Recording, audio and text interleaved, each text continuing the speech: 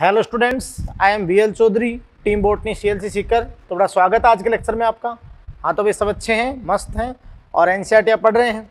Yes, तो बहुत अच्छी रैंक के लिए आप प्रयास कर रहे हैं, बहुत अच्छा आपको करना है। तो बेटा ध्यान दीजिएगा कि प्रीवियस लेक्चर में अपन ने जो भी एयर पोल्यूशन को पूरा करके दिल्ली एक केस अध्ययन ये सारा अपन ने समझा कि अपन जल प्रदूषण स्टार्ट कर चुके थे।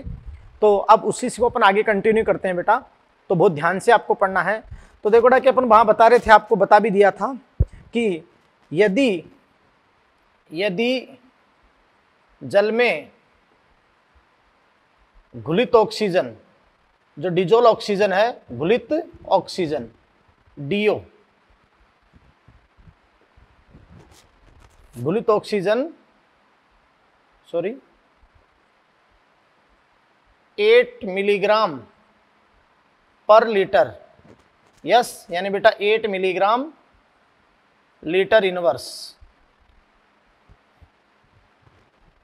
हो तो जल प्रदूषित कहलाता है।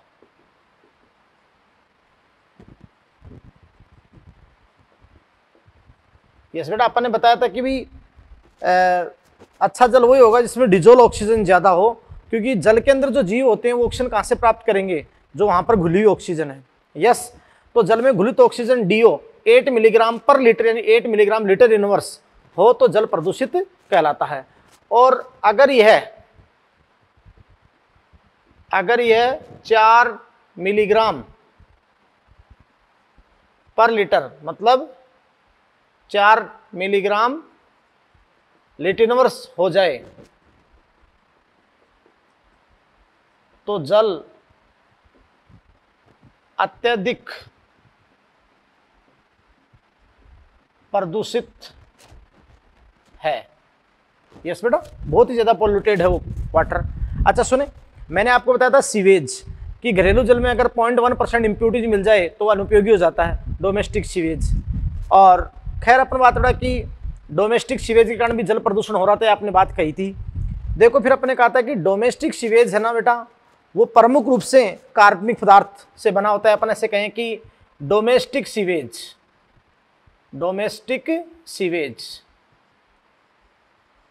यानी घरेलू आयतमल। तो बेटा अपन ने सीधी सी बात कही कि भी डोमेस्टिक सीवेज में प्रमुख रूप से कार्बनिक पदार्थ उपस्थित होते हैं, ऑर्गेनिक मैटर, है ना। तो डोमेस्टिक सीवेज में प्रमुख रूप से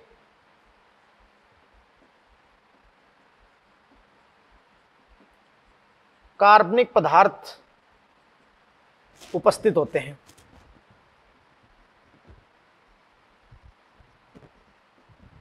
यस बेटा, तो आप समझ सकते हैं कि अगर डोमेस्टिक सीवेज को जलाशयों में प्रवाहित करें तो आप जानते बेटा कि जलाशयों में प्रवाहित करते ही इन स्थानों की जो घुलनशील O2 है उसमें कमी आती है और BOD में क्या होती है, वृद्धि होती है। तो आप समझ सकते हैं कि डोमेस्टिक सीवेज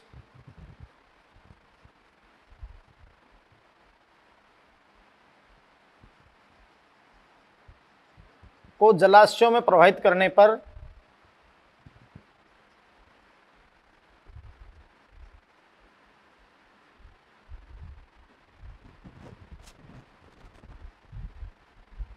आप जानते बेटा इन जलाशयों में डिजोल ऑक्सीजन DO घटती है तथा बायोकेमिकल ऑक्सीजन डिमांड BOD बढ़ती है। यस बेटा, बात को समझे। तो भाई जैसे ही डोमेस्टिक सीवेज जो मेनली, और भी उसमें कई चीजें होती है लेकिन प्रमुख रूप से कार्बनिक पदार्थ होते हैं, और डोमेस्टिक सीवेज को जैसे ही जलाशयों में प्रवाहित किया जाता है, आपने क्या कहा कि भी इन स्थानों की जो घुलनशील O2 है उसमें तो कमी आती है और जो BOD होती है उसमें वो क्या होती है, वृद्धि। भाई ऐसा क्यों होता है, तो मैं आपको बता दूं। भाई सीवेज में उपस्थित जो डोमेस्टिक सीवेज है, तो सीवेज में उपस्थित कार्बनिक पदार्थ जो बेटा ऑर्गेनिक मैटर है, कार्बनिक पदार्थ है, वो जैव अपघटनीय, जैव अपघटनीय यानी मतलब बायोडिग्रेडेबल, जैव अपघटनीय होते हैं। यस, तो सीवेज के अंदर जो भी ऑर्गेनिक मैटर होता है वो बायोडिग्रेडेबल है, यानी सूक्ष्म जीव उसका अपघटन कर सकते हैं। तो आप जानते हैं कि अतः जल में उपस्थित सूक्ष्म जीव यानी केवल माइक्रोब्स, बैक्टीरिया, फंजाई। यस बेटा, तो जल में उपस्थित सूक्ष्म जीव इनका अपघटन करते हैं, इन कार्बनिक पदार्थों का इनका अपघटन करते हैं।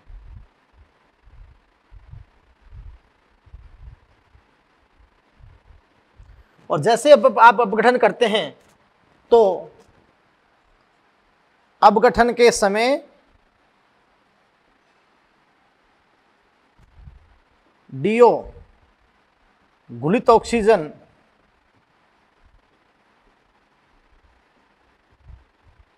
कम होती है, घटती है, क्योंकि जल के अंदर की ऑक्सीजन तो यूज होगी ना, जल के अंदर जो ऑक्सीजन वो यूज होगी उस ऑर्गेनिक मैटर का मतलब डीकंपोजिशन करने के अंदर। यस बेटा, तो फिर देखिएगा कि क्या होता है बेटा, जो बीओडी होता है बायोकेमिकल ऑक्सीजन डिमांड। क्या है BOD? BOD biochemical oxygen demand, ये क्या है? यस बेटा, यानी बीओडी बायोकेमिकल ऑक्सीजन डिमांड, जैव रासायनिक ऑक्सीजन मांग है क्या बेटा? तो सीधी सी बात होती है कि बेटा जो बीओडी है वो मतलब सूक्ष्म जीवों को कार्बनिक पदार्थों का अपघटन के लिए जो आवश्यक O2 की मात्रा है, या जो जल में कार्बनिक प्रदूषक है उनका अपघटन करने के लिए सूक्ष्म जीवों को जो आवश्यक O2 की मात्रा है, दैट इज बीओडी। जैसे अपन 1 लीटर पानी ले लें और 1 लीटर जल के अंदर जितना ऑर्गेनिक मैटर है, उस ऑर्गेनिक मैटर को सूक्ष्म जीव, जीवाणु कवक स्पेशली उनके द्वारा अपघटित करने के लिए जो आवश्यक O2 की मात्रा है वो क्या कहलाएगी बेटा? बीओडी। क्या कहलाएगी? बीओडी। यस बेटा, तो आप समझ सकते हैं कि आप जल में उपस्थित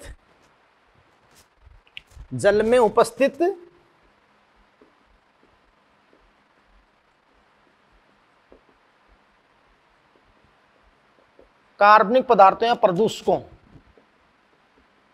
कार्बनिक पदार्थों के अपघटन के लिए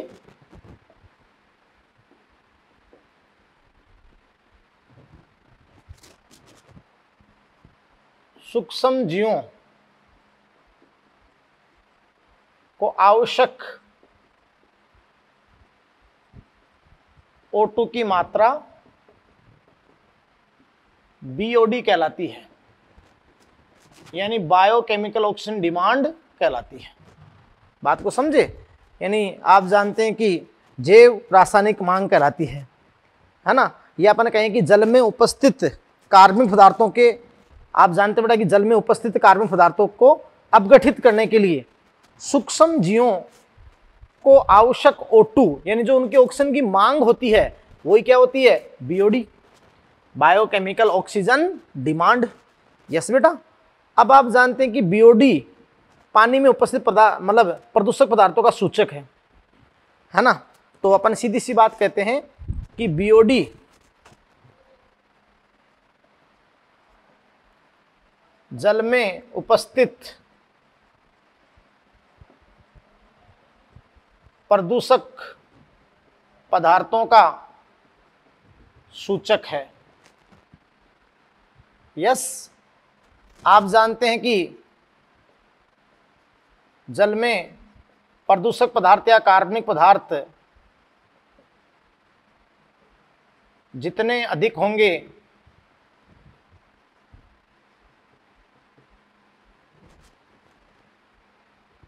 उतनी ही बीओडी उच्च होगी और डीओ जो घुलित ऑक्सीजन है उतनी क्या होगी? कम होगी। बात को समझे?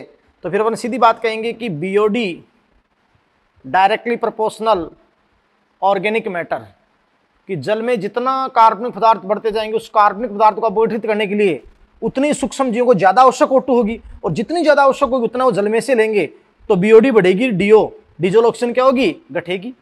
तो BOD directly proportional organic matter कि ये बढ़ेगी, मतलब ये बढ़ेगा तो ये भी बढ़ेगी, समझे ना, ये बात आपकी हो गई।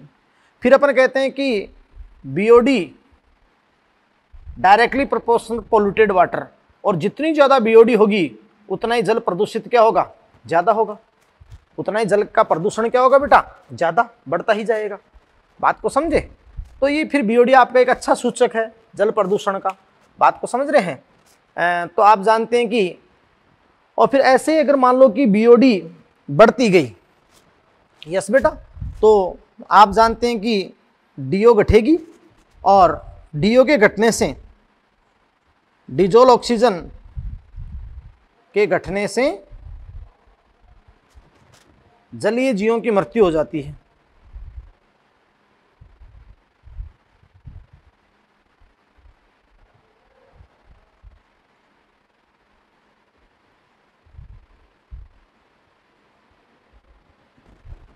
समझे नहीं समझे।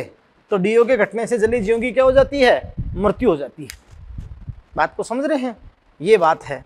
तो ये बेटा अपन ने सारा आपको एक कंसेप्ट बताया, और अब अपन जानते हैं कि इसका जो ग्राफ आपके सामने दे रखा है, तो देखो अपन ग्राफ बनाते हैं इसका। यस, हाँ, तो ग्राफ देखिएगा बेटा कि अगर अपन यहाँ वाटर बॉडी की बात करें कि किसी भी वाटर बॉडी में, किसी भी जलाशय में यदि वाहितमल डिस्चार्ज हो जाए, तो जब तक वाहितमल डिस्चार्ज नहीं हुआ था, जब तक वाहितमल को उसमें नहीं डाला गया था, स्वच्छ जल था मान लो, तो अपन कहते हैं कि भी इस फॉर्म में, देखो इसको अपन शो करते हैं,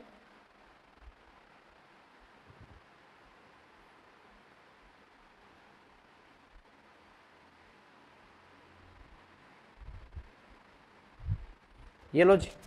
अब देखो ना, जब तक वाहितमल नहीं आया था तो उस जल की डीओ, डिजोल ऑक्सीजन, ये बहुत ही उच्च थी, घुलित ऑक्सीजन उच्च थी, और उस जल की जो बीओडी है, मैं आपको बता दूं कि उस जल की जो बीओडी है,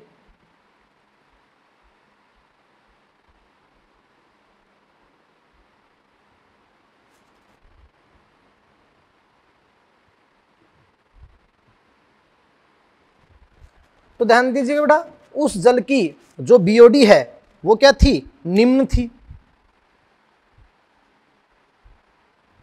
लेकिन जैसे ही सीवेज डिस्चार्ज हुआ वाहितमल, तो वाहितमल के अंदर सबसे प्राथमिक रूप से क्या थे, कार्बनिक पदार्थ।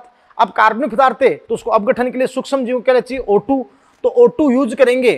तो जैसे ही O2 यूज करेंगे तो उस जल की डिजोल ऑक्सीजन, उस जल की जो ये डिजोल ऑक्सीजन है, ये डिजोल ऑक्सीजन,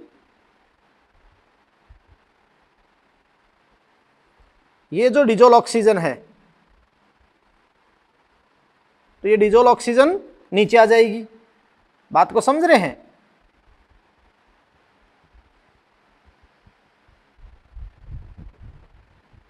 यस, तो ये डिजोल ऑक्सीजन तो क्या आ जाएगी बेटा, नीचे। तो आप समझे कि डीओ बहुत घट गई, जैसे आप, सॉरी, डीओ बहुत ज्यादा घट गई, यानी जैसे आपने सीवेज डिस्चार्ज किया, वाहितमल डिस्चार्ज किया, तो डिस्चार्ज करते ही जल के अंदर कार्बनिक पदार्थों की मात्रा बढ़ी, और कार्बनिक पदार्थों के अपघटन के लिए आवश्यक O2 की मात्रा ज्यादा चाहिए, तो डिजोल ऑक्सीजन बिल्कुल घट गई।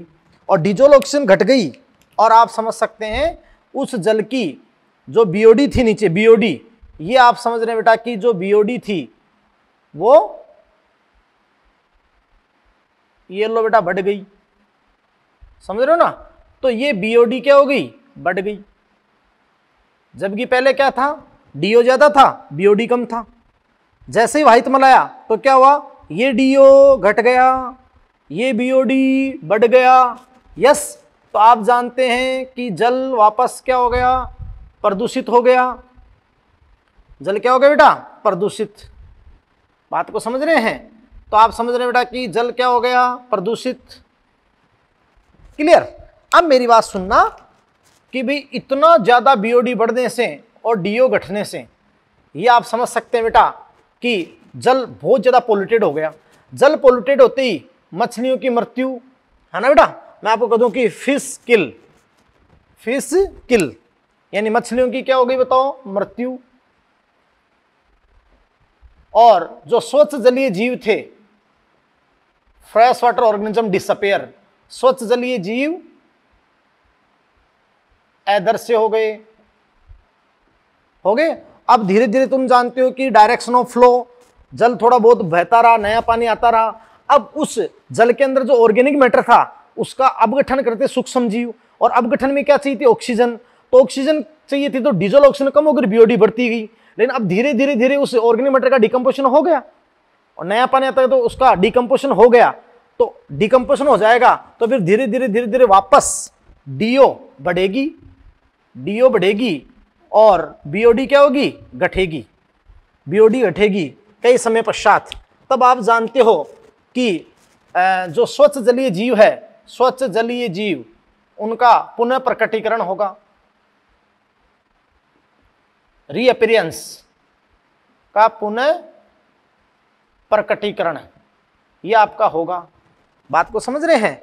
तो ये मैंने आपको जो डोमेस्टिक सीवेज वाला आपको जो ग्राफ बता रखा है एनसीईआरटी ने, बेटा वो अपन ने बिल्कुल क्लियर कर दिया आपके सामने, और इसको आप एनसीईआरटी से बिल्कुल आप क्लियर करें।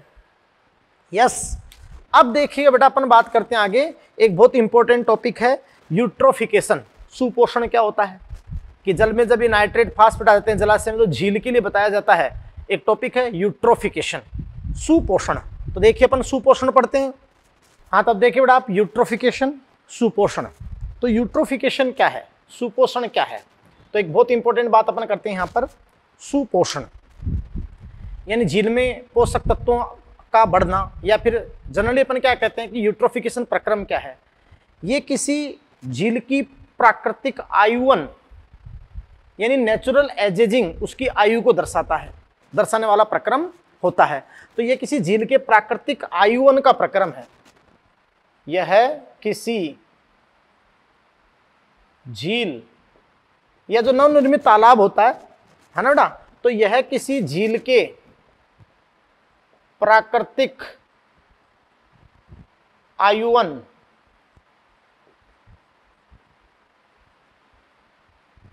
नेचुरल एजिंग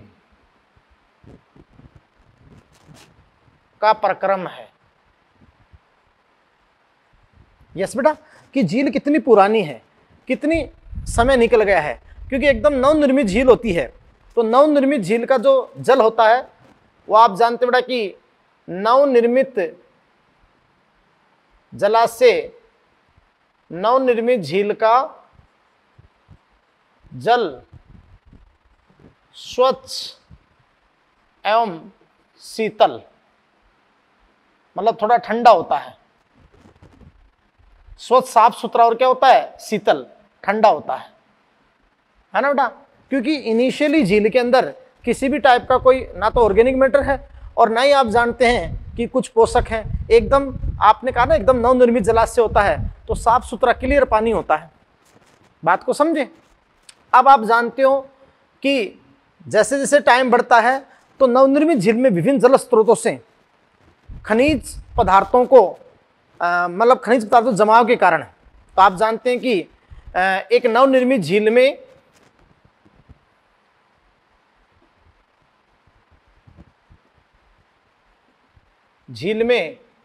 विभिन्न जल स्रोतों द्वारा लाए गए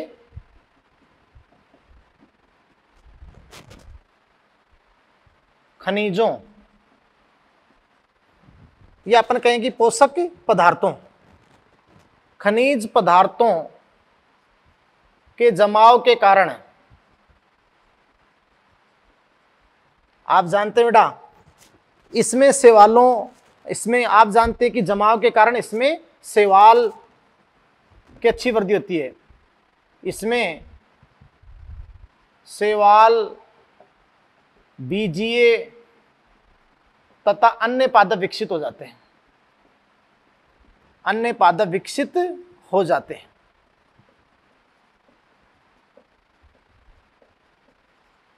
यस बेटा, तो आप जानते हो शैवाल, बीजी और अन्य पादप विकसित हो जाते हैं। फिर इनकी अगर मृत्यु हो अंदर तो झील के अंदर क्या बढ़ते हैं? कार्बनिक पदार्थ।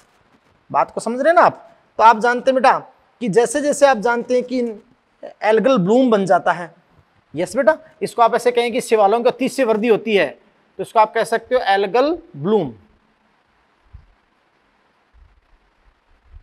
Algal Bloom. अब आप जानते हो कि इनकी कुछ मृत्यु होती है ना, तो झील में कार्बनिक पदार्थ भी बढ़ते हैं।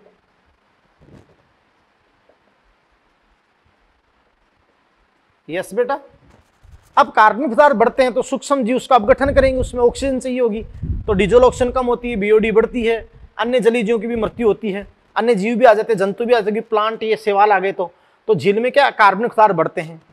और झील समय के साथ पुरानी होती जाती है, तो झील उथली व गर्म, उथली व गर्म होती जाती है ना बेटा। उथली और क्या हो जाती है, गर्म, और उसके अंदर ऑर्गेनिक मलबा बढ़ता जाएगा, तो झील क्या होती जाएगी, उथली, थोड़ी सैलो और गर्म होती जाएगी। बात को समझ रहे ना आप, ये आप जानते हैं। अब आप जानते हैं बेटा कि उथली और गर्म होती जाती है, तो ये प्रक्रम लाखों हजारों साल तक चलने वाला होता है, ये प्राकृतिक काल प्रभावन है। अब अगर ये प्रक्रम लाखों हजारों साल चलता रहे, तो आपने अनुक्रमण पढ़ा था, वहां आप जानते हो कि जब ऑर्गेनिक मैटर बढ़ता जाता तो वही समुदाय अगले समुदाय के लिए जिम्मेदार होता परिवर्तन के लिए। तो फिर आप जानते हो कि उभयचर पादप से आगे तो जल की कमी होती जाएगी, और एक दिन वो स्थल में परिवर्तित हो जाएगी, गाद जमा होते होते किस में चेंज जाएगी, स्थल में। बात को समझे, लेकिन ये लाखों हजारों साल का प्रक्रम है। तो फिर अपन कहते हैं कि यदि यह प्रक्रिया लाखों हजारों सालों तक चलती रहे,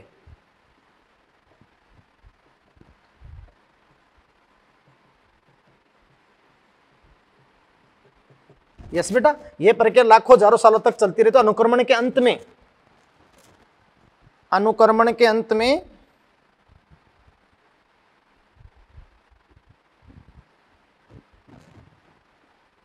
झील की मृत्यु हो जाती है। बेटा यहां झील की मृत्यु से क्या मतलब है कि भाई अनुक्रम किसी नवनिर्मित तालाब में अनुक्रमण हुआ था, तो हाइड्रिक से क्या हो गया था, मीजिक, हाइड्रोफाइट से मीजोफाइट चले गए थे, तो आप जानते हो जल स्थल में परिवर्तित हो गया था। तो मतलब क्या है कि जैसे ही वो कार्बनिक पदार्थ या ऑर्गेनिक मलबा बढ़ता तो झील उथली और गर्म, फिर झील की मूल द्रोणी बेसिन भर जाती है, तो जल की मात्रा घटती जाती है और घटती जाती है, ऐसा होता जाता है। तो आप जानते हो लाखों हजारों साल चलती रहे, तो अनुक्रमण के अंत में झील की मृत्यु, यानी आप जानते हैं कि स्थल में परिवर्तित हो गया।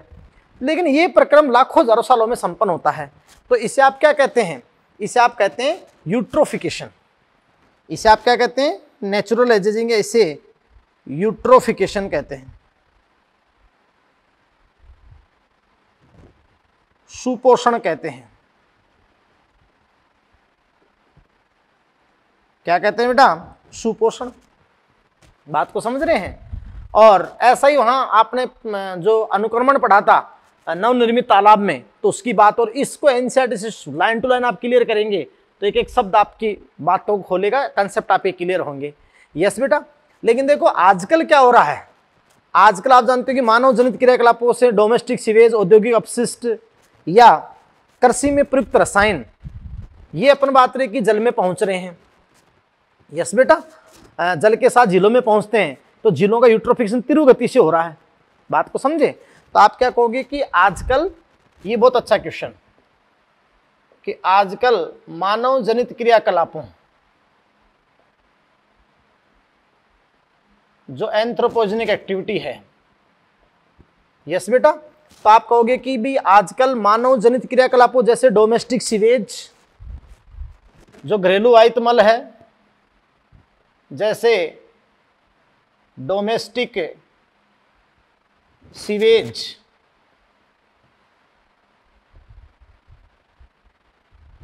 औद्योगिक अपशिष्ट,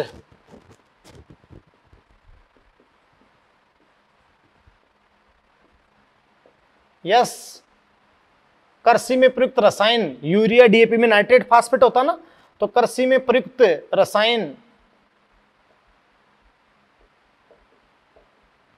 ये सब आप जानते हो कि जलाशयों में पहुंचते हैं, है ना, वर्षा जल के साथ। तो आप जानते हैं कि ये सब वर्षा जल के साथ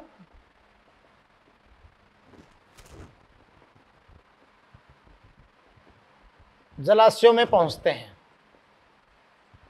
अब ये पहुंच गए तो आप जानते हो कि वहां न्यूट्रिएंट अच्छे होंगे, तो वहां एल्गल ब्लूम होगा, शैवाल की अतिशय वृद्धि होगी, एल्गल ब्लूम बताएंगे अभी। तो वो होगा तो फिर वो आप जानते हो कि ऑक्सीजन खींच लेंगे, वो डीओ कम हो जाएगी, बीओडी तो जीओ की मृत्यु होगी, ऑर्गेनिक मलबा बढ़ता जाएगा और गाद जमा हो जाएगी, गाद मिट्टी या गाद जमा होने लग जाएगी और जल्दी ही अपन बात रहे कि झील स्थल में चेंज हो जाएगी।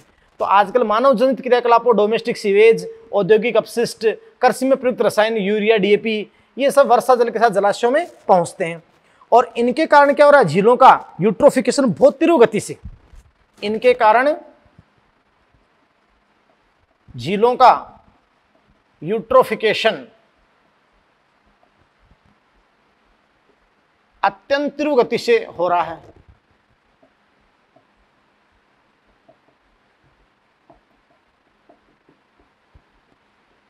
और ये जो तीव्र गति से जो यूट्रोफिकेशन हो रहा है, इसको अपन बहुत इंपॉर्टेंट बात कहते हैं कि भी इसे कल्चर या एक्सेलरेटेड यूट्रोफिकेशन कहते हैं। इसे कल्चर है ना, कल्चर या एक्सेलरेटेड यूट्रोफिकेशन कहते हैं। यानी आप जानते कि इसे आप क्या कहते हैं, त्वरित सुपोषण।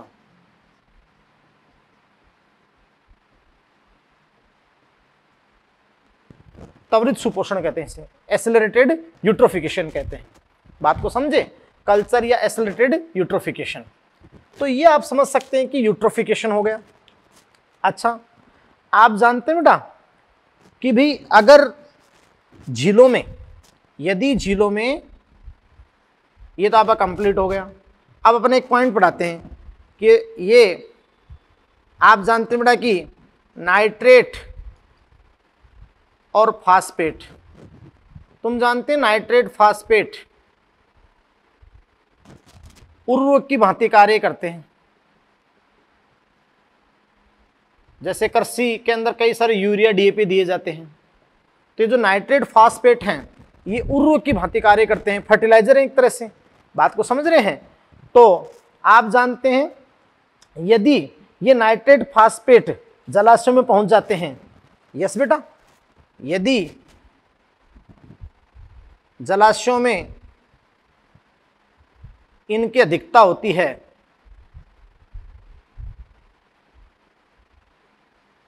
तो ये शैवालों,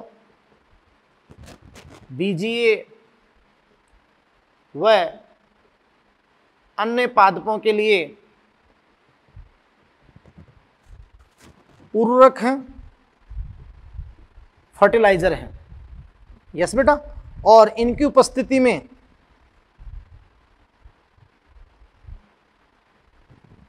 शैवाल बहुत ज्यादा वृद्धि, शैवाल अतिशय वृद्धि करते हैं। अतिशय वृद्धि करके बेटा वो जल के ऊपर ऐसे एक स्कम, मलफेन, एक गंदगी सी स्कम फैला देते हैं, हरा हरा आवरण, है ना। तो इनके ऊपर शैवाल अतिशय वृद्धि करते हैं, जिसे एल्गल ब्लूम कहते हैं। एल्गल ब्लूम और वाटर ब्लूम, ये आप कहते हो उसको ब्लूम। यस, जिससे आप जानते हैं कि जो पानी है वो रंगीन और बदबूदार हो जाता है। यस बेटा, और आप जानते हैं कि पानी जैसे हरा या और है ना रंगीन, सॉरी, जल रंगीन व बदबूदार हो जाता है, रंगीन और बदबूदार हो जाता है पानी। यस बेटा, से मलफेन। यस, और आप जानते हैं जो ये शैवाल हैं या फिर बीजीए हैं, ये अपन बात रहे कि सूक्ष्म जीव विभिन्न रसायन भी स्रावित करते हैं। तो ये विभिन्न रसायन स्रावित करते हैं, शैवाल या सूक्ष्म जीव विभिन्न रसायन स्रावित करते हैं।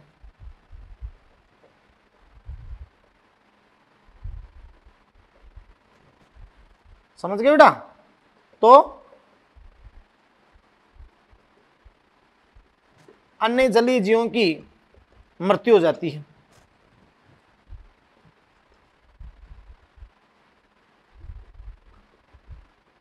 अन्य जलीय जीवों की क्या हो जाती है? मृत्यु।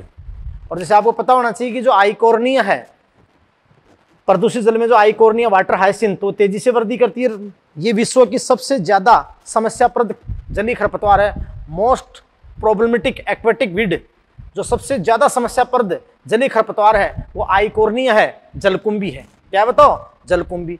तो ये टॉपिक अपना हो गया क्या बेटा? यूट्रोफिकेशन। यूट्रोफिकेशन। अब मेरी बात सुनना, नेक्स्ट क्या होता है? इसी प्रकार देखो, जैसे हॉस्पिटल्स होते हैं तो हॉस्पिटल से निकले अपशिष्ट पदार्थों में विभिन्न रोगकारक सूक्ष्म जीव होते हैं। हॉस्पिटल से जो अपशिष्ट पदार्थ निकले उनमें बहुत सारे सूक्ष्म जीव होते हैं। अगर वो जल में पहुंच जाएं तो आप जानते हो ऐसा प्रदूषित जल पीने से अपने पेट के रोग, हैजा सबसे तगड़ा आपका होता है, हैजा। यस। और प्रदूषित जल पीने से हैजा है, या आप जानते हैं बेटा जॉन्डिस, पीलिया, टाइफाइड, है ना, या डिसेंट्री जो दस्त हो जाते हैं, यानी पेट संबंधी बीमारियां सबसे ज्यादा होती है। उसमें आप जानते हो जॉन्डिस, पीलिया, हिपेटाइटिस। इसके अलावा आप जानते हैं कि आप हैजा की बात करें, कोलेरा, और अपन बात करें कि टाइफाइड होता है, डिसेंट्री होता है। ये सारी बातें आपकी इसी से होती है। यस।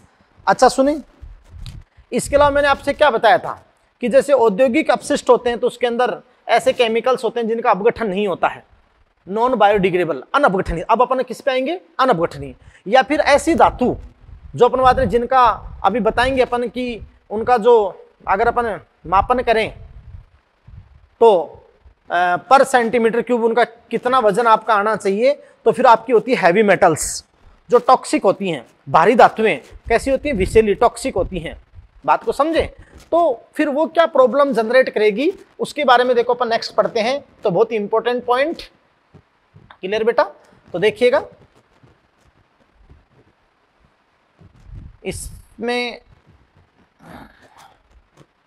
आप टेंशन न लें। जैसे अभी आपने यूट्रोफिकेशन पढ़ा, एक बार मैं थोड़ा सा और बोलता हूं आगे जाकर, है ना, कि देखो बेटा कि एकदम नवनिर्मित जलाशय है, फिर धीरे धीरे नाइट्रेट फास्फेट आए तो एल्गल पादप विकसित हुए तो एनिमल्स भी आए, मृत्यु अपघटन हुआ तो ऑर्गेनिक मलबा बढ़ा तो उथली गर्म हुई, और ऑर्गेनिक मलबा ऐसे बढ़ता गया तो अंततः आप जानते हैं अनुक्रमण के अंत में स्थल में बदल जाती हैं। लेकिन वो लाखों हजारों सालों का प्रक्रम है, तो वो तो आपका प्राकृतिक है। अब आजकल जो कृषि उर्वरकों और ये औद्योगिक अपशिष्टों से ये त्वरित हो रहा है, बस ये याद रखना। अब मैं किस पे था, किस पॉइंट पे था? मैंने बीच में से बोल दिया, मैं पॉइंट पे था कि ऐसे भी औद्योगिक अपशिष्ट में ऐसे भी पदार्थ होते हैं जिनका अपघटन नहीं होता, अनअपघटनीय।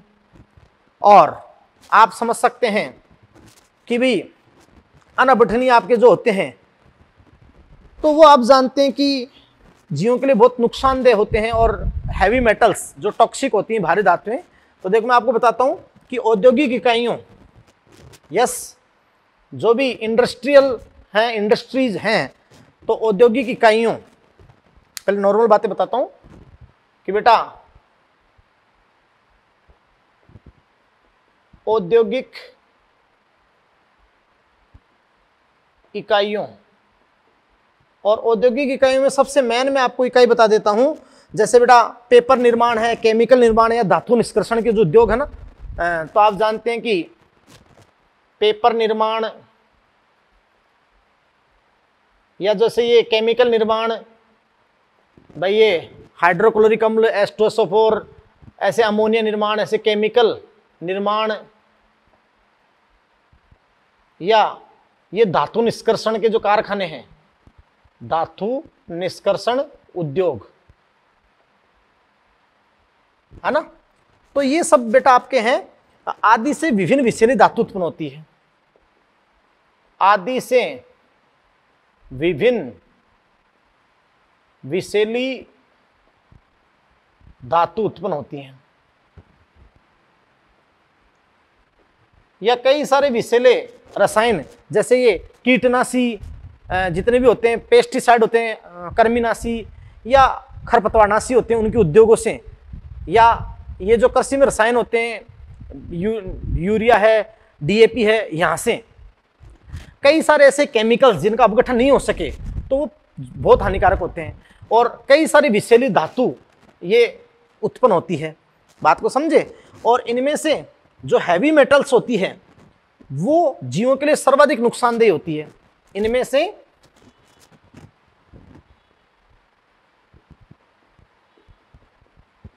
हैवी मेटल्स, भारी धातु जीवों के लिए सर्वाधिक नुकसानदेह होती है। अच्छा सुने कि हैवी मेटल्स क्या है? वे धातु जिनका घनत्व है, वे धातु जिनका घनत्व है, वे धातु जिनका घनत्व है 5 ग्राम प्रति सेंटीमीटर क्यूब से अधिक हो, मतलब अधिक का लगा दिया, से अधिक हो।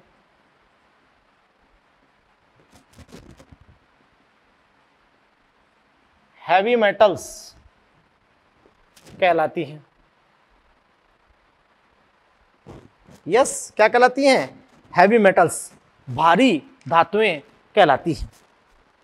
बात को समझे। अब आप ध्यान देना कि हैवी मेटल्स में जैसे मैं बहुत सारे आपको धातु बता दूं जो डी ब्लॉक की होती है। पहले मैंने आपको बताया था कि जैसे मैं आपको कहूं मरकरी है, पारा, मरकरी Hg, जैसे कैडमियम है, या अपन मैं कहूं कॉपर है, पीबी लेड है, और भी आर्सेनिक है ना। तो ये आप समझ सकते हैं आदि बहुत सारी धातुएं हैं जो हैवी मेटल्स हैं। यस, जो ज़्यादा डी ब्लॉक की हैं। अच्छा एक बात बताऊं, इन हैवी मेटल्स का और सारे कई जो कीटनाशी होते हैं जैसे DDT या BSC, आपको मैंने बताया था कि ये जैव अनअपघटनीय, इनका अपघटन नहीं होता है। तो बेटा देखो कि ये जो चीजें हैं ये क्या शो करते हैं, एक बहुत अच्छी घटना शो करते हैं, बायोमैग्निफिकेशन। बायोमैग्निफिकेशन क्या होता है? जैव आवर्धन, जैव आवर्धन। अब बेटा दिमाग लगाओ कि बायोमैग्निफिकेशन क्या होता है, जैव आवर्धन क्या होता है।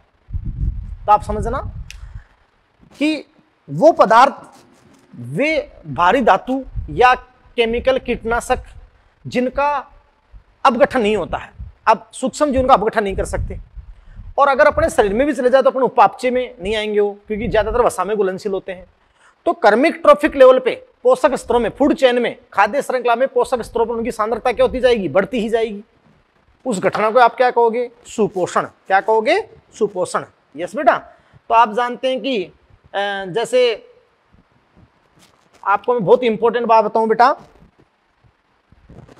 कि जो हैवी मेटल्स या विषैले रसायन कीटनाशक, यस बेटा, जो एक्वेटिक फूड चेन में क्रमागत पोषक स्तरों में अधिक मात्रा में संचित होते जाते हैं, तो इसे आप क्या कहते हैं? बायोमैग्निफिकेशन। क्लियर? तो आप ध्यान दीजिए बेटा कि विभिन्न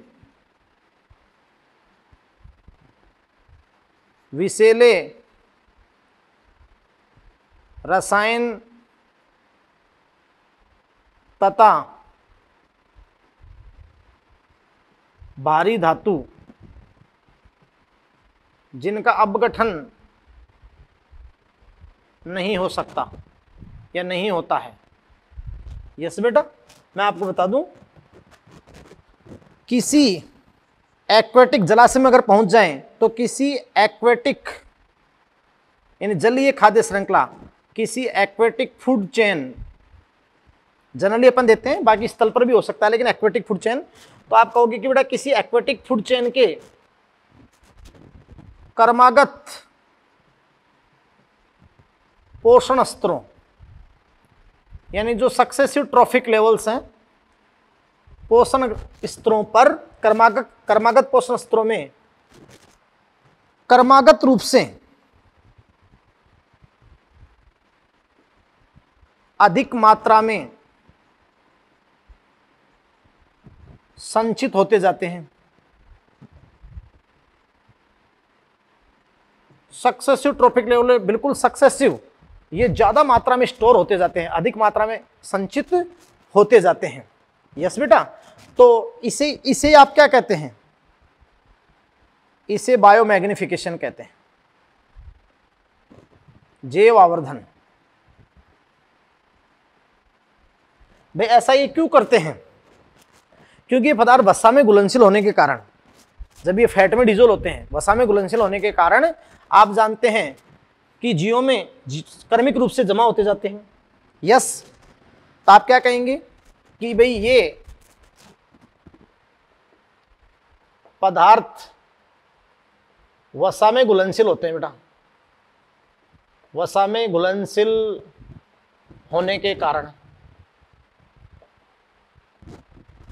यस बेटा, तो जैसे ही वसा में घुलनशील होते हैं तो जीवों के शरीर में क्रमिक रूप से जमा होते जाते हैं।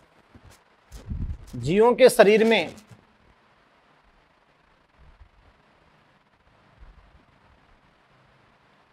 क्रमिक रूप से जमा होते जाते हैं। क्योंकि जैसे मान लो जलीय खाद्य श्रृंखला, एक जू प्लैंकटन बहुत सारे फाइटोप्लैंकटन को खाता है, क्योंकि जू प्लैंकटन का बायोमास ज्यादा है ना, फिर छोटी मछली बहुत सारे जू प्लैंकटन को खाती है, तो बॉडी आगे से आगे ट्रॉफिक लेवल पे बॉडी में इनकी मात्रा क्रमिक रूप से ज्यादा बढ़ती जाती है, जमा होती जाती है। यस बेटा, और आप जानते हो साथ ही साथ इसके साथ ही ये जो जीव हैं,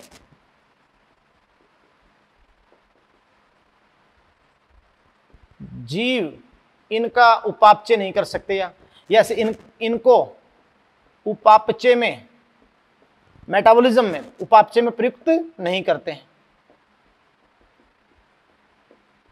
नहीं करते हैं। बात को समझे? अब आप जानते हो कि अपने बॉडी में चले गए, फिर अपने उपापचय में भी यूज नहीं आए और फैट में स्टोर होते गए। ऐसे मान लो कि प्लांट से शाकाहारी में ज्यादा हो गए, फिर कई शाकाहारी के मांसाहारी ने खाया तो उसमें और ज्यादा हो गए, तो क्रमिक ट्रॉफिक लेवल पे इनकी जो विषालुता है वो बढ़ती ही जाती है। इसको आप क्या कहते हो? बायोमैग्निफिकेशन।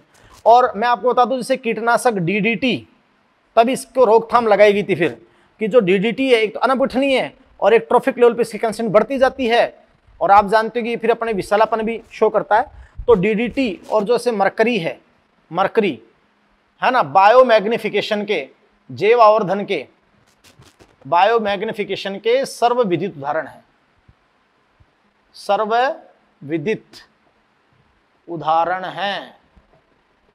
बात को समझे? यानी ये बेस्ट एग्जांपल है बेटा किसके? बायोमैग्निफिकेशन के। यस बेटा, और आप जानते हो कि जैसे अपन अगर बात करें कि एक्वेटिक फूड चेन में, एक एग्जांपल देंगे कि एक एक्वेटिक फूड चेन में अगर डीडीटी, आप जानते हो कि जब अपन छिड़काव करेंगे मच्छरों को मारने के लिए, पहले छिड़काव किया जाता था, बाद में रोक लगाई, या कृषि में अपन डीडीटी का छिड़काव करेंगे तो विभिन्न जल स्रोतों के द्वारा जलाशय में पहुंच जाएगा डीडीटी। अब अगर जलाशय में पहुंच गया तो एक एक्वेटिक फूड चेन में, एक जलीय खाद्य श्रृंखला में, एक एक्वेटिक फूड चेन में आपको पता है कि डीडीटी की सर्वोच्च सांद्रता किसमें होगी? एक एक्वेटिक फूड चेन में डीडीटी की सर्वोच्च सांद्रता मछलियों को खाने वाले पक्षियों में पाई जाती है ना। एक एक्वेटिक फूड चेन में डीडीटी की सर्वोच्च सांद्रता मछलियों को खाने वाले पक्षियों में पाई जाती है। फिश ईटिंग बर्ड जो होते हैं ना, पक्षियों में पाई जाती है। भाई किस कारण पाई जाती है? बायोमैग्निफिकेशन के कारण। समझ गए ना? क्योंकि क्रमिक ट्रॉफिक लेवल पे वो कंसंट्रेशन और अविषालता उनकी बढ़ती ही जाएगी। बात को समझे? ये बात है। अच्छा सुनो, अब उन मछलियों को खाने वाले पक्षियों में डीडीटी की सर्वाधिक सांद्रता हो गई, तो डीडीटी किसको बाधित करता है? कैल्शियम मेटाबॉलिज्म को, और कैल्शियम मेटाबॉलिज्म को बाधित करेगा तो अंडों के कवच पतले रह जाएंगे, तो समय से पूर्व ही प्रीमेच्योर एग में वो कवच फट जाएंगे, तो पक्षी समष्टि को इससे खतरा बढ़ा है ना बेटा। तो बहुत इंपॉर्टेंट बात बता दूं कि डीडीटी की अधिक सांद्रता, डीडीटी की अधिक सांद्रता, ये बहुत अच्छा क्वेश्चन बनता है। डीडीटी की अधिक सांद्रता पक्षियों में, जिनमें है जो मछली खाने वाले पक्षी है ना, तो डीडीटी की अधिक सांद्रता पक्षियों में कैल्शियम मेटाबॉलिज्म, कैल्शियम उपापचय कैल्शियम मेटाबॉलिज्म को बाधित करती है ना बेटा, और कैल्शियम मेटाबॉलिज्म को बाधित करती है। कैल्शियम मेटाबॉलिज्म क्या कर देगी? बाधित। यस। तो पक्षियों में अंडों के कवच स्ने स्ने पतले होते जाएंगे,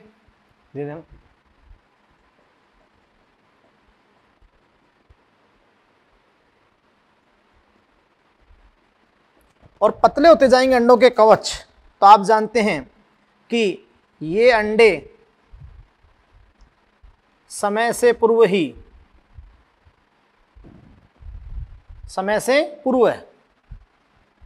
फट जाते हैं, यानी प्री मैच्योर ब्रेक हो जाते हैं। यस बेटा, जब पक्षी इनकी पेरेंटल केयर करता है, इंक्यूबेशन से सहना मतलब ऊपर बैठ कर इनको ऊर्जा देता है ना, तो समय से पहले अंडे कवच फट जाएंगे, तो तैयार ही नहीं होगी पक्षी समष्टि। बात को समझे? तो आप जानते हैं कि इसके कारण अंडों के आवरण पतले हो जाते हैं, अंडे समय से पूर्व टूट जाते हैं, जिससे फलस्वरूप पक्षियों की संख्या अत्यधिक कम हुई है, या जिसके फलस्वरूप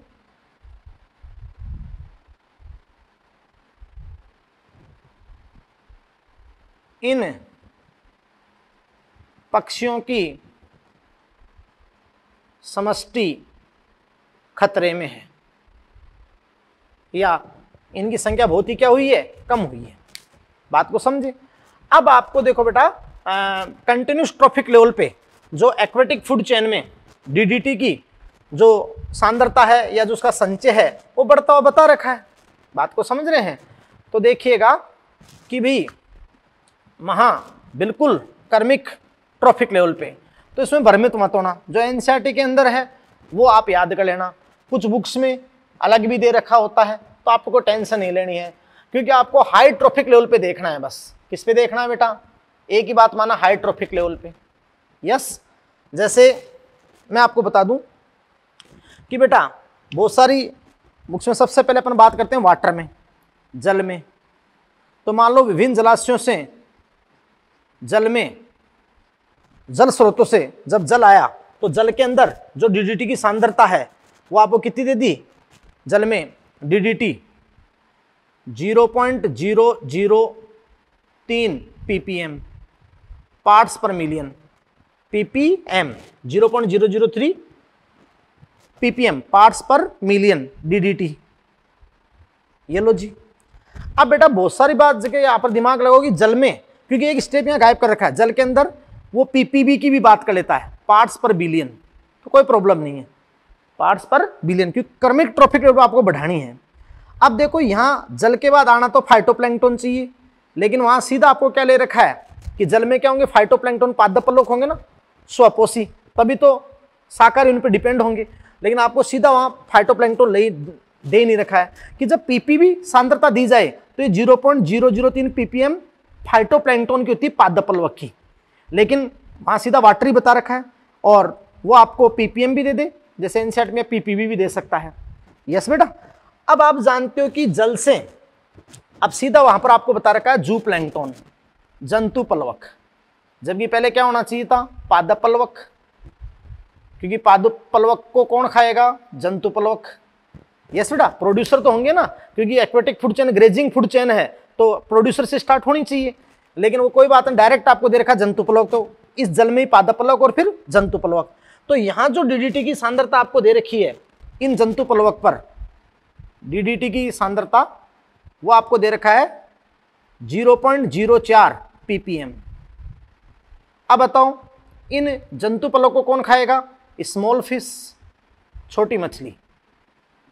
तो स्मॉल फिश आ गई छोटी मछली। अब छोटी मछली पे वहां पर डीडीटी 0.5 ppm दे रखा है, 0.5 ppm, ये बिल्कुल सही है। फिर आप जानते हो कि स्मॉल फिश को कौन? लार्ज फिश, और लार्ज फिश के लिए जो डीडीटी की कंसंट्रेशन है वहां 2 ppm बता रखी है आपको, 2 ppm है ना, मतलब 2 ppm। अब जो फिश ईटिंग बर्ड है, इस लार्ज फिश को, बड़ी मछली को खाने वाले है ना, मछलियों को खाने वाले मत्स्य भक्षी पक्षी, तो फिश ईटिंग बर्ड। तो जो फिश ईटिंग बर्ड है वहां पर आपको देखो कंसंट्रेशन कितने बार की 25 ppm।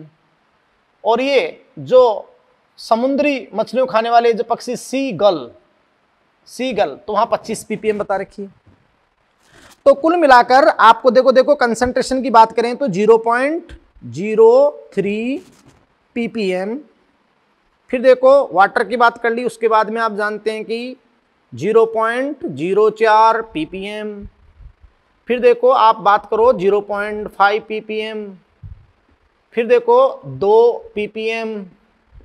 फिर देखो 25 ppm। तो ये सबसे इंपॉर्टेंट, सीगल समुद्री पक्षी, सीगल समुद्री इल भी हो सकती है।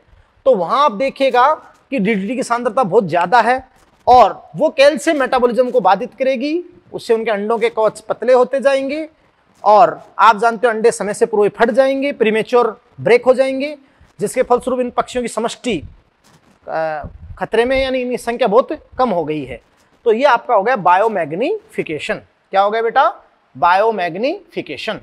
यस।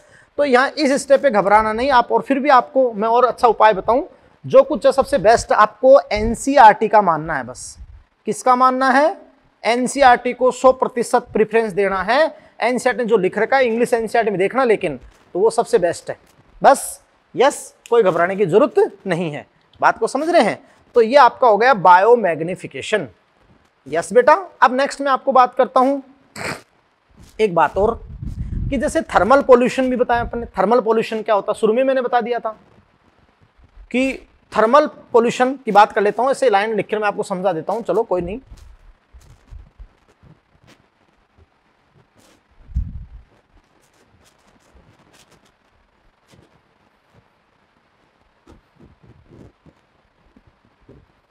आपसे क्वेश्चन पूछे तो हाइड्रोफिक लेवल पे पूछेगा, और या फिर पूछेगा कि पक्षियों में क्या हो रहा है DDT से। बस समझ गए ना ये बात?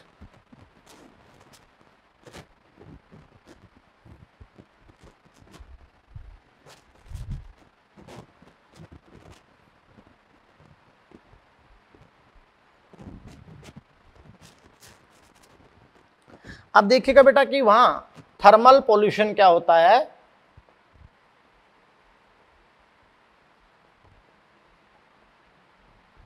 तो एक लाइन में बताऊंगा मैं आपको, आप NCERT से पढ़ लेंगे कि बेटा थर्मल पोल्यूशन क्या है कि ताप विद्युत संयंत्रों से निकलना गर्म जल भी एक प्रकार का जल प्रदूषण है। पहले बता दिया था मैंने कि जो ताप विद्युत बिजली घर हैं, जहां विद्युत उत्पन्न होते, कोयले को अपनवाते, तो वहां बहुत गर्म पानी सीधा जलाशयों में आता है, तो वो भी एक प्रकार का जल प्रदूषण की है। क्योंकि इसके कारण ठंडे प्रदेशों की नदियां उस ताप, जैसे ठंडे प्रदेशों की नदियां हैं तो उसमें उच्च तापक्रम के प्रति जो संवेदनशील जीव हैं उनको नुकसान होता है। बात को समझे? और उनकी मृत्यु हो जाती है। फिर इन स्थानीय फ्लोरा और फौना नष्ट होने से बाद में जब स्थानीय यहाँ का फ्लोरा नष्ट हो जाता है तो फिर उस तापमान में रहने वाले नए जीव वहां पर आते हैं। बात को समझे? तो ये आपका हो गया थर्मल पोल्यूशन। क्या हो गया बेटा? Thermal pollution. अब देखिए एक बहुत इंपॉर्टेंट फिर केस स्टडी आ गई आपकी, और वो क्या इस केस स्टडी क्या थी, है ना बेटा? तो आप ध्यान दीजिएगा, वो आपका है इंटीग्रेटेड वेस्ट वाटर ट्रीटमेंट। यानी आपका केस स्टडी क्या है? Integrated waste water treatment. Yes. तो ये आपका केस अध्ययन है इंटीग्रेटेड वेस्ट वाटर ट्रीटमेंट। समाकलित जो वाहित जल है उसका कैसे उपचार किया जाए।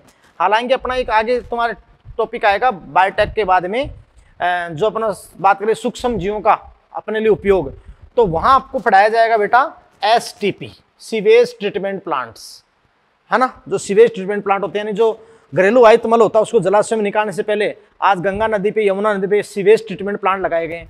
तो वहाँ प्राइमरी ट्रीटमेंट होता है, वो तो भौतिक उपचार है, वही छनन और अवसादन, वो तो यहाँ भी होगा। और बाद में सेकेंडरी ट्रीटमेंट होता है कि जो एयरेशन टैंक होते हैं, वायुवन टैंक, तो उसमें ऑक्सीजन की सप्लाई खूब दी जाती है। तो उस वाहित मल में क्या ऑर्गेनिक मैटर, तो फिर वो उसमें सूक्ष्म जीव है, तो O2 जब मिलेगी तो जल्दी से ऑर्गेनिक मैटर को क्या कर देंगे, डिकम्पोज कर देंगे। और ऑर्गेनिक मैटर को हटा देंगे तो बाद में आप जानते हो कि वो सूक्ष्म जीव भी फ्लोक बना लेते हैं।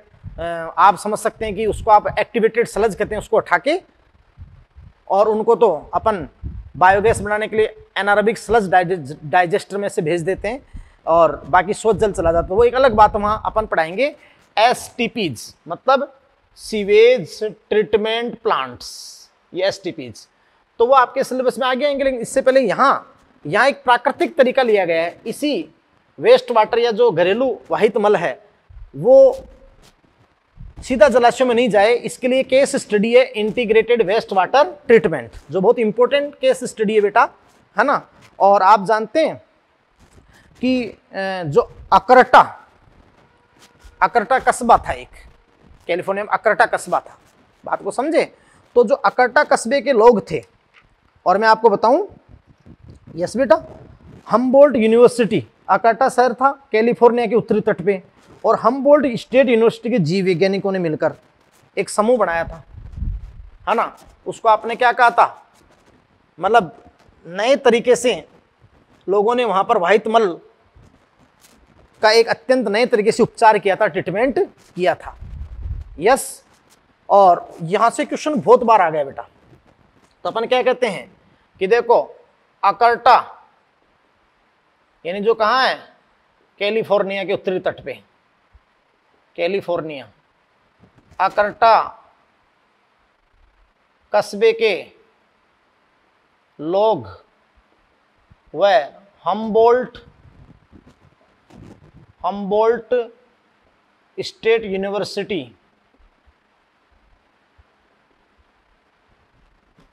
के जीव वैज्ञानिकों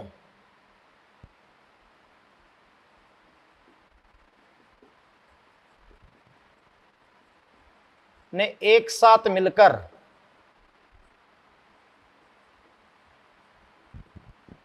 घरेलू वाहित मल यानी जो डोमेस्टिक सीवेज है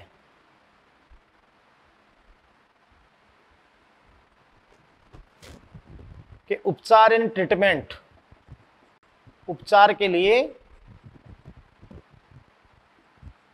एक नया तरीका विकसित किया। यस बेटा, एक बहुत ही नए तरीके से इन्होंने उपचार किया था, और ये 2 पदों में संपन्न होता है। मैं आपको बता दूं, है ना बेटा, ये 2 पदों में संपन्न होता है।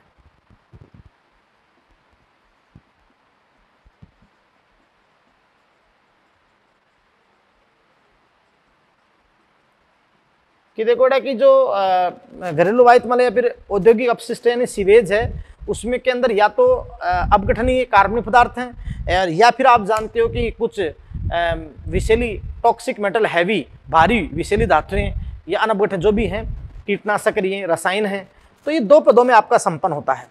यस बेटा, पहली विधि क्या है, पारंपरिक छद अवसादन और क्लोरीन का प्रयोग। यस बेटा, तो आप समझ सकते हैं कि पहली विधि तो वही है ना, पारंपरिक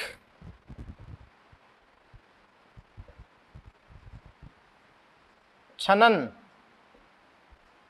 अवसादन, है ना, वही फिल्ट्रेशन और सेडिमेंटेशन। जैसे आप जो भी वाहित मल है उसको आप बिल्कुल शांत छोड़ दोगे तो उसके अंदर जो बालू रेत रही है वो नीचे धीरे धीरे सेडिमेंटेड हो जाएगी पेंदे के अंदर, और जो लकड़ी के टुकड़े छोटे मोटे कंकड़ पत्थर हैं तो उनका आप फिल्टर बड़ी जालियों से फिल्ट्रेशन करा लोगे। तो आप समझ सकते हो कि फिल्ट्रेशन और सेडिमेंटेशन से तो पारंपरिक छनन अवसादन व क्लोरीन का प्रयोग, क्लोरीन का प्रयोग। और आप समझ सकते हैं कि इसके फलस्वरूप तो आप जानते हैं कुछ मात्रा में शुद्धिकरण प्रक्रिया हुई, है ना, लेकिन अभी भी जो हैवी मेटल्स और ऑर्गेनिक मैटर है वो तो शेष है। तो इसके फलस्वरूप कुछ मात्रा में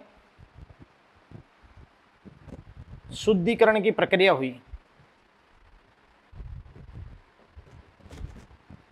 यस बेटा, लेकिन आप जानते हैं कि अभी भी जल में हैवी टॉक्सिक मेटल उपस्थित थे, है ना। अभी भी जल में ऑर्गेनिक मैटर, कार्बनिक पदार्थ तथा हैवी टॉक्सिक मेटल, भारी विषैली धातुएं उपस्थित थी। यस बेटा। अतः इन जीव वैज्ञानिक, हम्बोल्ट यूनिवर्सिटी जीव वैज्ञानिक और वहां के लोगों ने मिलकर एक समूह बनाया था, तो अतः इन्हें हटाने के लिए दूसरी विधि प्रयुक्त हुई।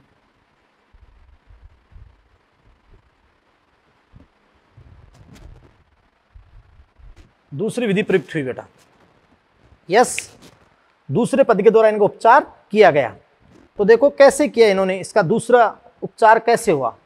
यस बेटा, इन्होंने लगभग 60 हेक्टेयर में, 60 हेक्टेयर में फैले दलदलीय क्षेत्र को इन्होंने मार्सी रीजन लिया। मार्स रीजन, दलदली क्षेत्र, मार्सी रीजन। तो ध्यान से सुना कि 60 हेक्टेयर में फैले हुए दलदली क्षेत्रों को इन्होंने ऐसे 10-10 हेक्टेयर के 6 पार्ट में,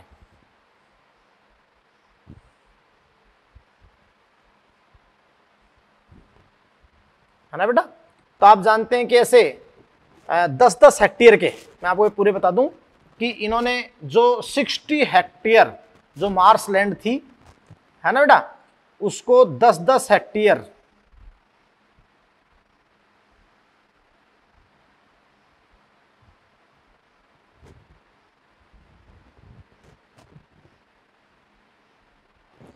आप समझ सकते हैं बेटा कि ऐसे 10-10 हेक्टेयर के 6 क्षेत्र यहां पर आप मान लें, कंसिडर कर लें, तो ऐसे इन्होंने बांट दिया। बात को समझे। अब ये जो 10-10 हेक्टेयर के दलदली क्षेत्र थे, इन दलदलों में विशिष्ट भारी धातु और प्रदूषकों को अवशोषित करने वाले जीवाणु, कवक और शैवालों और पादपों को विकसित किया। बात को समझे। तो पहली बात तो 60 हेक्टेयर में फैले हुए दलदली क्षेत्र को 6 छोटे छोटे दलदली क्षेत्रों में विभक्त किया।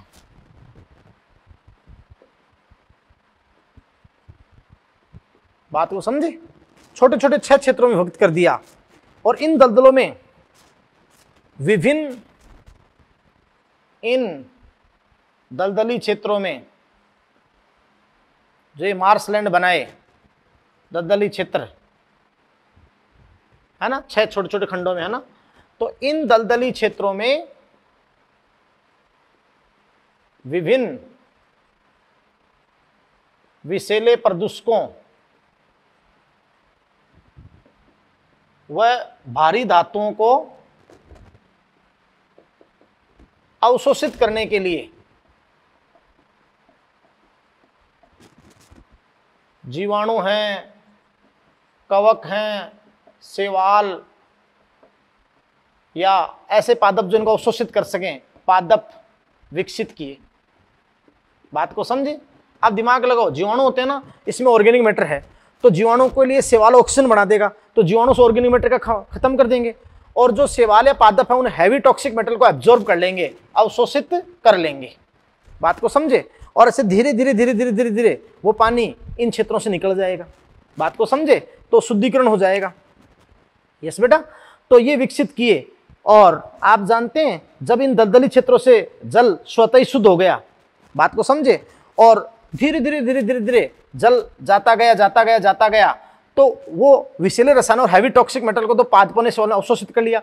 पादप शैवालों ने जो ऑक्सीजन बनाई, तो जीवाणु ने ऑर्गेनिक मैटर का क्या कर दिया, आप जानते हैं कि शुद्धिकरण कर दिया। तो जल धीरे धीरे स्वतः ही शुद्ध हो गया।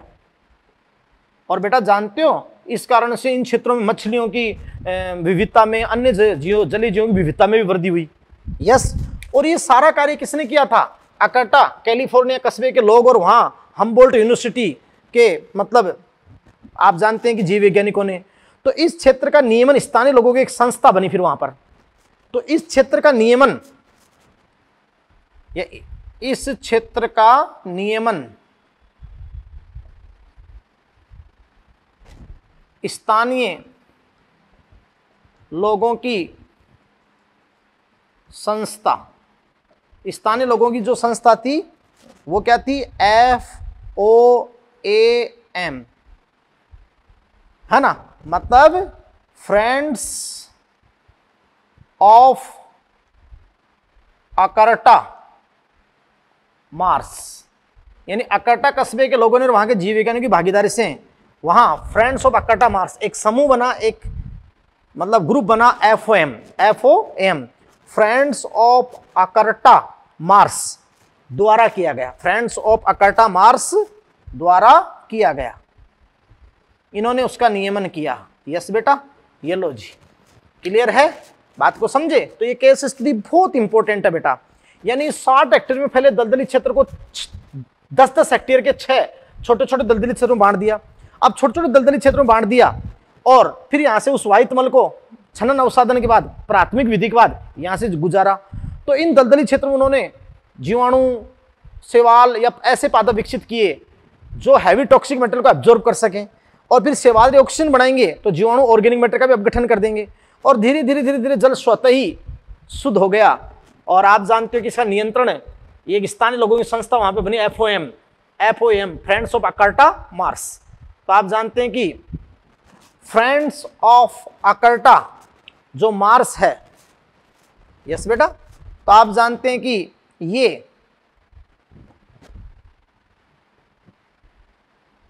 अकर्टा मार्स, तो ये है, ये बहुत इंपॉर्टेंट है।